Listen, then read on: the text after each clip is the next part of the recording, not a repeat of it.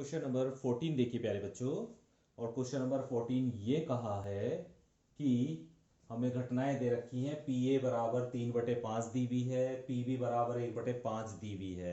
और ये कहा है ए और बी परस्पर अपवर्जी घटनाएं हैं। और जब प्यारे बच्चों परस्पर अपवर्जी घटनाएं हैं तो हम जानते हैं ए इंटरसेक्शन बी फाई के बराबर होता है। जब दो घटनाएं परस्पर अपवर्जी होती हैं तो उसका इंटरसेक्शन फाई के बराबर होता है। ये बात हम पढ़ चुके हैं। तो ए इंटरसेक्शन बी किसके बराबर है? फाई के। और जब इसकी प्रायिकता ली जाएगी तो प्यारे बच्चों वो जीरो आएगी। जीरो का जीरो ही आएगी भाई। इसका पी ए इंटरसेक्शन बी निकालना है ना। अब ए इंटरसेक्शन बी में तो कोई भी सदस्य नहीं है, जीरो है, तो जीरो बटे, है ना, जीरो भाई। पी ए बराबर एन ए बटे एन एस होता है, नहीं होता है। और जब ऊपर वाली संख्या जीरो आ गई तो पूरा का पूरा जीरो हो गया। तो इसकी जो प्रायिकता होती है वो जीरो होती है। तो A P A intersection B किसके बराबर आ गया? जीरो के बराबर। ठीक है। हमें जो ज्ञात करना है वो ये ज्ञात करना है पी ए या बी, ये निकालना है। और पी ए या बी का मतलब आप पहले सीख चुके हो। पी ए यूनियन बी, या का मतलब होता है यूनियन और का मतलब होता है इंटरसेक्शन। तो यूनियन बरा ये निकालना है हमें, पी ए यूनियन बी निकालना है। प्यारे बच्चों अभी अभी मैंने आपको फॉर्मूला बता दिया था कि पी ए जमा पी बी बराबर P A union B plus P A intersection B.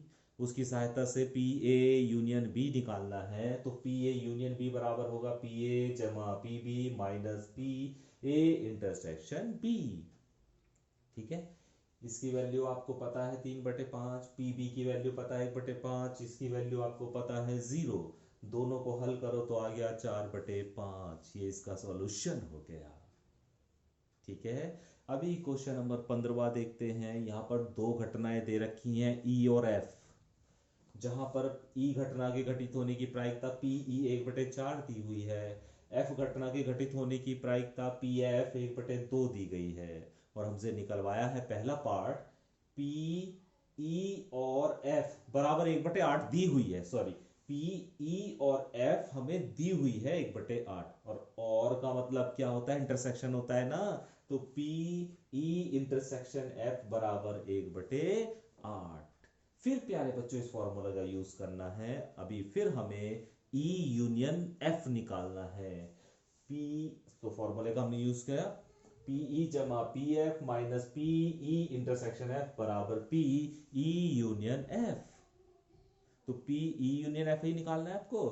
ये वैल्यू, सब वैल्यू आपको पता है, वैल्यू रख दी हमने। तो 1/4 प्लस 1/2 माइनस 1/8 बराबर पी ई यूनियन एफ। हल करा, हल करने के बाद पी ई यूनियन एफ की वैल्यू 5/8 आ गई है। ठीक है। तो ये इसका फर्स्ट पार्ट हल हो जाता है। अभी दूसरा पार्ट देखो क्या कहा है। दूसरे पार्ट में इन्होंने ये पूछा है पी ई नहीं और एफ नहीं, ये आपसे पूछा है। और इसका मतलब क्या होता है? इसका मतलब होता है ई डैश और F dash. P E dash intersection, और का मतलब इंटरसेक्शन, और नहीं का मतलब डैश। ठीक है। या डॉट कह देते हैं, ए डॉट। ठीक है। तो A dash E dash intersection F dot F dash. ठीक है।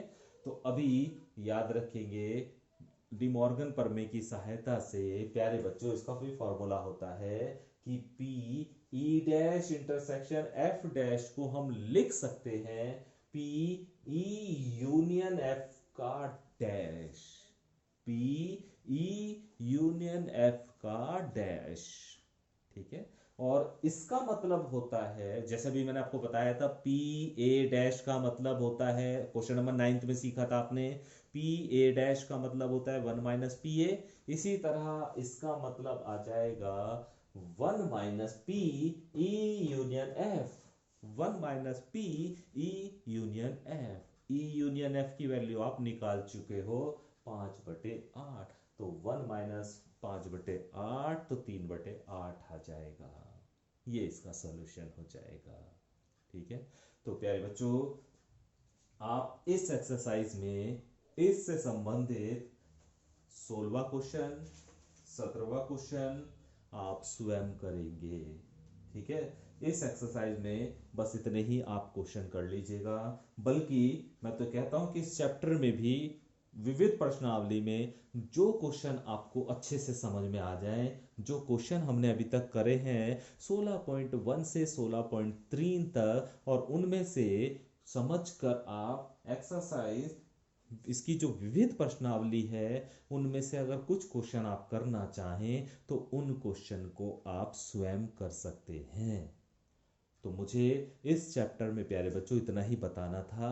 अभी जब आपके फाइनल एग्जाम होंगे 15 तारीख से, जब आपके फाइनल एग्जाम होंगे तो इस चैप्टर में से आपसे पूछा जाएगा। ठीक है, जितना आपको बता दिया गया है उसी से संबंधित क्वेश्चन आपसे पूछा जाएगा।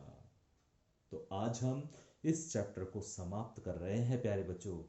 कल से मैं आपको एक और नया चैप्टर जो भी हमारा नहीं हुआ है, लिमिट्स की तरफ ले जाऊंगा, उसके बारे में जानकारी दूंगा। ठीक है, क्योंकि अभी हमारा जो ये वीक है, ये वीक हमारा लास्ट है, अगले वीक से हमारे एग्जाम शुरू हो जाएंगे। तो उससे पहले पहले मैं आपको लिमिट्स के बारे में अच्छे से बता दूंगा, क्योंकि उसके आधार पर भी आपसे क्वेश्चन पूछा जाएगा। Thank you.